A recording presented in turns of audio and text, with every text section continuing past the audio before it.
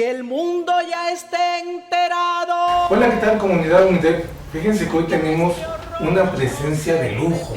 Tenemos con nosotros a la doctora, y voy a ponerme los lentes, a la doctora Diana Ordóñez Castillo. Y voy a platicarles un poco su semblanza a esta gran invitada que tenemos el día de hoy.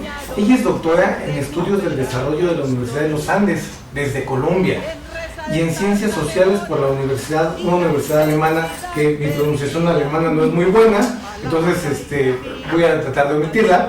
Pero también ella es diseñadora industrial, tiene un magíster en Estudios Sociales de las Ciencias en la Universidad Nacional de Colombia.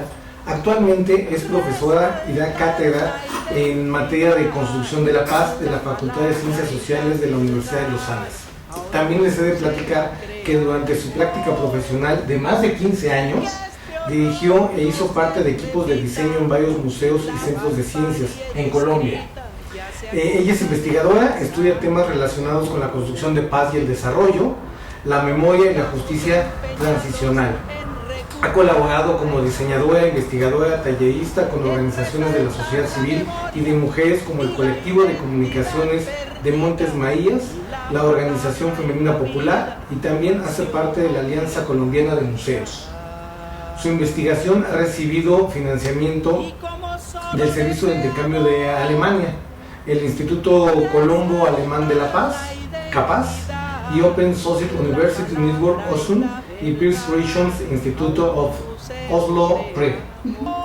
Bueno, quiero darle la palabra a la doctora Diana, que nos platique un poco de su trayectoria y qué hacen con nuestra estadía en México, que tenemos un gusto de tenerla aquí en la Universidad del Desarrollo Empresarial y Pedagógico, y que nos platique un poco. Platíquenos un poco de usted, doctora. Bueno, buenos días ante todo, muchísimas gracias por la invitación. Bueno, mi visita a México está originada por el lanzamiento de este libro, Museos para la Paz. Ok, si lo mostramos a la cámara, Memorias y para que lo vayan viendo. Este libro se llama Museos para la Paz, Memorias y Patrimonios Difíciles. Es un volumen editado que editamos junto con el profesor Alexander Herrera Basilowski, que también es profesor en la Universidad de los Andes. Este libro es producto de un trabajo de más de, ya vamos a completar 6 años casi. Un proyecto que se llama Museos para la Paz, es homónimo, y que hace parte de un proyecto conjunto entre el Centro Interdisciplinario de Estudios sobre Desarrollo, el CIDER, en la Universidad de los Andes, y la Facultad de Artes y Humanidades, de donde pertenece el profesor Alexander. Yo, bueno, les comentaba, vengo a México en principio porque participamos en la Feria Internacional del Libro en Monterrey, que organizaba el Tecnológico de Monterrey. Yo soy exalumna del Tecnológico de Monterrey y quedé pues con muy buenos amigos, los mexicanos, mis amigos mexicanos aquí en Monterrey han sido mis ángeles de la guarda, y ellos me comentaron que Colombia era el país invitado en la Feria del Libro. Hicimos todas las gestiones para tener el libro a tiempo y hace 4 días estábamos en Monterrey, gracias a la invitación de Radio UDEM, de la Universidad de Monterrey, lanzando el libro, pues sacándolo así ya a la luz. Y ya que estamos aquí en México, pues yo no quise dejar de pasar por Ciudad de México, que es una ciudad que quiero mucho. Y bueno, estamos en una gira promocional del libro. Hoy estamos aquí, mañana también vamos a tener un lanzamiento en Tlatelolco, en el centro cultural. Y bueno, pues como más con el ánimo de compartir experiencias, de transmitir una cantidad de aprendizajes que me parece que no son necesarios en este momento entre México y Colombia, ¿no? Entonces esa es básicamente como la razón de mi visita aquí a la UNED. Gracias, doctora. Hola, ya como habíamos platicado, pues vienen a presentarnos este gran libro, Museos para la Paz. Entonces fíjense que es una reseña muy importante que promueve muchos diálogos, mucha sinergia, muchas de las comunidades, mucha de la imagen, y es un libro muy visual, muy importante, que tiene un rasgo importantísimo en cuestiones gráficas que nos permite este acercamiento a no hacer a lo mejor un libro pesado, sino que nos permita sentirlo. Entonces, no sé, a ver, doctora, platíquenos un poco del libro. Okay. El libro, como les decía, es una compilación. El profesor Alexander y yo hicimos como editores académicos y como compiladores, pues también somos autores. El libro es una compilación de 12 capítulos, está dividido en 3 partes. Y esas 3 partes se refieren a 3 temáticas que consideramos que son fundamentales para la discusión de lo que significa una memoria difícil o un patrimonio difícil.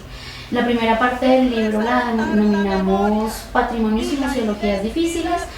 En esta parte el énfasis son precisamente los museos de las memorias, los museos comunitarios e incluso museos estatales e incluso medidas de la justicia transicional que dictaminan la producción de un museo y que tienen que lidiar de alguna forma con un conocimiento que es difícil, con un conocimiento que muchas veces es doloroso, que muchas veces es un patrimonio, como lo dice el profesor Alexander, que no quisiéramos heredar, pero que definitivamente nos estructura. Parte de la historia. Es parte de la historia y además es parte de la historia que nos forja, ¿no?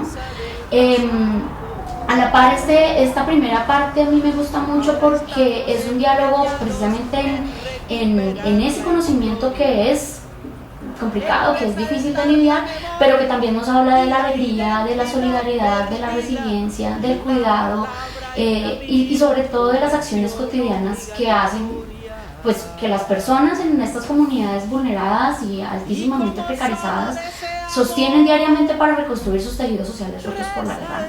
La segunda parte del libro se llama Luchas por la Memoria y son unos capítulos también de corte empírico. En general todos los capítulos son, por supuesto tienen una discusión teórica, pero tienen un contenido empírico muy, muy importante.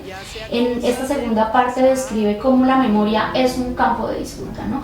Cómo los diferentes actores sociales, llámese mujeres, grupos de jóvenes, campesinos, comunidades, movimientos sociales, buscan posicionar su manera de entender el mundo, su visión del mundo también, y cómo, digamos, en ese campo de disputa, en ese campo de conocimiento, pues la memoria se construye desde múltiples voces. La tercera parte se llama Presencias, Ausencias. Es pues una sección a la que yo le tengo mucho cariño porque es una sección que habla sobre cómo el cuidado de la muerte y el cuidado de los muertos finalmente redunda en el cuidado de la vida. En Colombia, lo sabemos todos, la muerte violenta nos excede muchísimas veces y esa manera de entender, digamos, esa manera de cómo las comunidades y cómo los diferentes territorios han lidiado con esta cantidad de prácticas macabras. Estas personas lo que han hecho es darle la vuelta y volver eso una manera de, digamos, se distancian profundamente de la guerra, pero además provocan generan unas prácticas de profundo cuidado de la vida, de la dignidad de la vida. En este texto en ese capítulo, pues en esta parte hay capítulos que hablan, por ejemplo, sobre los fenómenos de desaparición forzada, pero también de cómo diferentes comunidades, sobre todo ribereñas, en particular sobre el río Magdalena, han tratado la aparición de estos cuerpos, como las agencias vitales de personas que ya no nos acompañan materialmente, pero cuyo recuerdo moviliza la acción social, pone en marcha la agencia de unos sujetos cuyo objetivo es la construcción de paz. Entonces, sí, es un libro muy diverso, es un libro que habla sobre museos, pero también que además entiende el museo de una manera amplia, ¿no? Ajá. En ese sentido, para nosotros el museo no es, o está muy lejos de ser un edificio, de ser una colección llena de polvo, de ser una cantidad de vitrinas. Para nosotros, la hipótesis de este libro es que los museos son lugares de encuentro, son prácticas vivas, son sobre todo comunidades que se encuentran cotidianamente, de nuevo, en este proceso de reconstrucción de los tejidos que han sido rotos. El museo en ese punto es una especie de nodo. Estos entes que permiten la interacción entre los diferentes sectores, ¿no? Y decías una cosa al principio y diálogo es una palabra clave en este libro. Diálogo es una palabra con la que nosotros empezamos el proyecto. Era una manera de decir, sobre todo de tender un puente que a veces no es tan fácil entre la producción de conocimiento que se da en una universidad, de centro, etcétera, y lo que pasa cotidianamente y en la realidad de muchas, pues de todo el país, ¿no? A lo largo y ancho del país. El objetivo de Museos para la Paz como proyecto fue tender esos puentes para generar diálogos, ver o tratar como pares a las personas que hacen museos, a las iniciativas de memoria, a las comunidades de mujeres, y en ese sentido no, claro, siendo muy cuidadosas con prácticas extractivistas del conocimiento, por ejemplo, y más bien reconociéndonos como pares, reconociéndonos como que cada parte tiene unas habilidades específicas en la producción de conocimiento. Gracias, doctora. No, muchas gracias. Seguimos con nuestra gran doctora Diana Ordóñez y hablábamos de este gran libro, de este gran proyecto que les quiero mostrar, que es Museos para la Paz.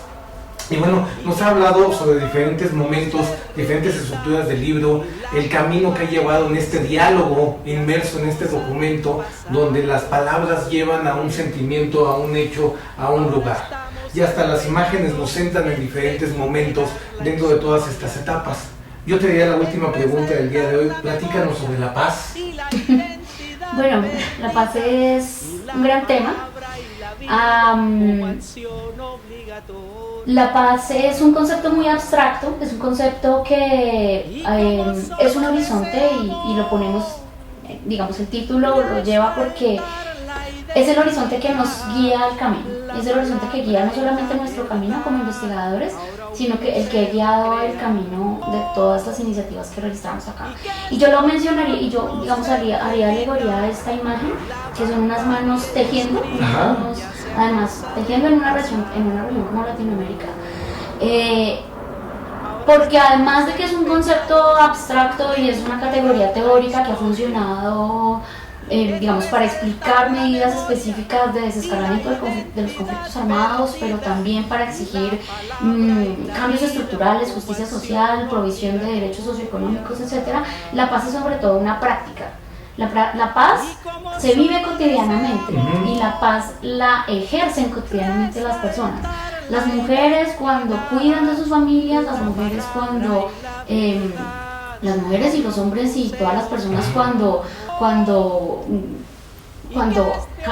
aman, cuando son solidarias, cuando deciden...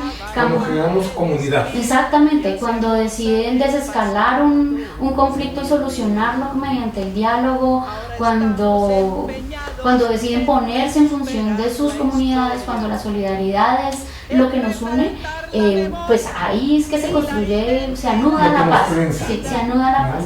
A mí ese concepto de, como lo mencionaba, dicto una clase que se llama Reconstrucción del Tejido Social en la Universidad de los Andes, y esta palabra del tejido social es clave sobre todo para entender la paz, ¿sí? Sobre todo porque, de nuevo, así como práctica, así como paz se entiende como práctica, la reconstrucción del tejido pues encarna de manera más explícita ese anudado diario que se necesita para... Y los pequeños núcleos, ¿no? Desde núcleos, la familia, los amigos, el entorno laboral, o sea, todos vamos gestando este proceso de paz e irlo magnificando para hacer estas grandes redes. Exactamente, y el esfuerzo, ¿no? Ahí hay un asunto que yo soy diseñadora industrial y para mí la relación material es fundamental, ¿no? Es un asunto que tiene materialidad sobre todo, que se encarna y que es visible además cotidianamente, ¿no? No es una cosa como que se queda en el aire, sino que podemos tocar, ¿sí? Es palpable. Es palpable, entonces sí, es un concepto difícil, pero a la vez muy potente que nos inspira cotidianamente. Gracias, doctora, y bienvenida a esta su universidad, a esta su casa. Cuando usted quiera venir pues, a una cátedra, quiera venir a platicar, a tomarse un café con nosotros en esta su comunidad, bienvenida. Muchas gracias. Gracias, comunidad, seguimos, cuídense, hasta luego. Gracias. Ahora estamos empeñados en recuperar